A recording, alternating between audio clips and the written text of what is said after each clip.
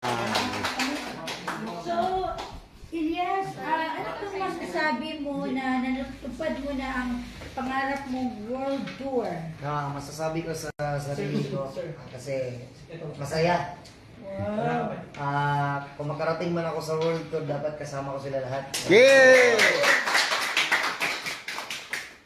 Galing sa simula hanggang ngayon, kasama kami kaya walang iwanan. So, yun lang ang masabi ko, natuloy na talaga. Sana tuloy-tuloy na to. Yeah! Ano ang mensahe mo sa mga fans mo na naghihintay sa USA? Yes man, sa mga fans namin dyan sa USA, so abang-abang lang. So darating kami dyan soon.